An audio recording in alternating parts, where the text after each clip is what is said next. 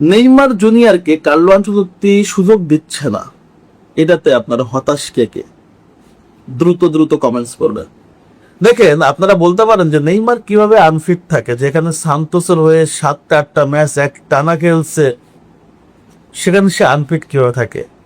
সে তো ম্যাচ খেলতে পারে, যেহেতু 7-8টা ম্যাচের টুর্নামেন্ট। দেখেন, কার্লো আনচেলত্তি পুরো পরিকল্পনাটা সাজাইছে ইমোশন, সিরিয়াসনেস এবং ট্রফি জয়ের পরিকল্পনা করে।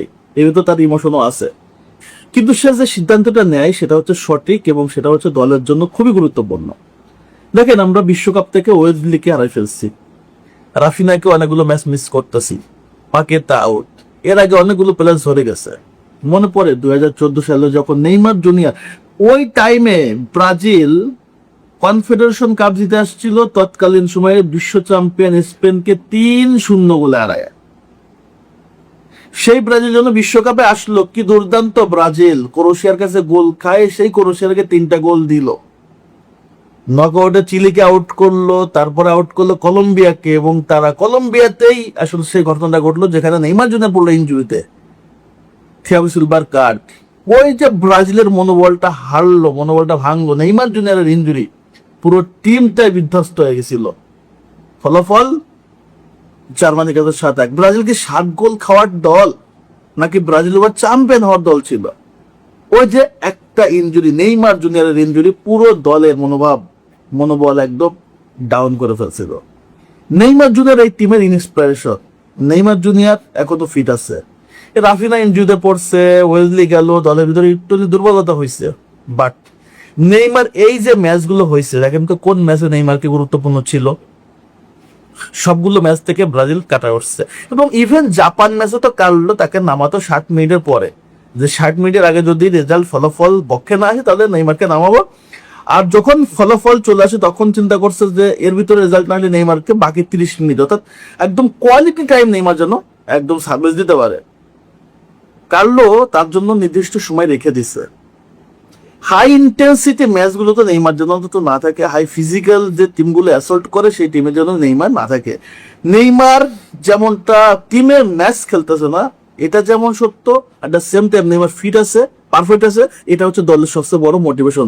দলের প্রত্যেকটা প্লেয়ার জানে যে ডাগ আউটে বা বেঞ্চে নেইমার আছে, কার্লো তাকে ইউজ করবে, প্রপারলি ইউজ করবে। নেইমারকে কার্লো শুধুমাত্র প্রেসারে, মিডিয়ার চাপে নেয় নাই ভাই। যারা এই বকবাস বক্তব্য দেন তাদেরকে বলি, নেইমারকে কার্লো একটি পরিকল্পনা মাফিকই নিয়ে গেছে, যখন তাকে লাগবে তাকে ঠিকই ইউজ করবে। এটা হচ্ছে পরিষ্কার কথা। মনে আছে 2024 চ্যাম্পিয়ন্স লিগে জোসেলুকে নামায় না, সে ঠিক কখন ইউজ করলো, সেমিফাইনালে 2টা গোল করে বসে থাকলো। এটা হচ্ছে কার্লো ম্যাজিক। তো আমি এটাই বললাম যে নেইমারকে কার্লো ইউজ করবে, সময় দেয়, কখন কাকে কিভাবে ইউজ করবে সেটা সে জানে। আমি আপনি হতাশ হয়ে আছি নেইমারকে কেন ইউজ করতে পারবে না, সে সান্তোসে এত ম্যাচ খেললো, ব্রাজিলে কেন খেলতে পারবে না? সবকিছুর উত্তর আসলে কোচের কাছেই, সে জানে। এবং নেইমারের সাথে তার রেগুলারলি যোগাযোগও হচ্ছে, এবং নেইমারকে সে বলছে যে এই টাইমের জন্য নেইমারকে ইউজ করবে। এটা নরওয়ের সাথে যদি ম্যাচটা ব্রাজিলের হবে, আমরা ফার্স্টে যদি লিড নিয়ে ফেলতে পারি বা একটা বা দুটো লিড নিতে পারি, দেখেন সেকেন্ড ম্যাপে নেইমারকে নামা দিচ্ছে, নেইমার ভালো গেম টাইম পাবে। এবং যদি কোনো প্রেসারে আমরা না পড়ি তাহলে তো নেইমার অনেক লং টাইম খেলতে পারবে।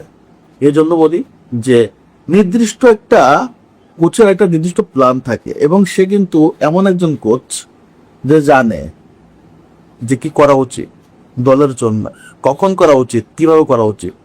আমি আপনি দূর থেকে চিল্লাই, বাট এটা লাভ নাই, কারণ সে তার টিম থেকে অলরেডি পাকেতা হারাই ফেলছে, ওয়েজলি চলে গেছে, এমনিতে টিমে অনেক দুর্বলতা।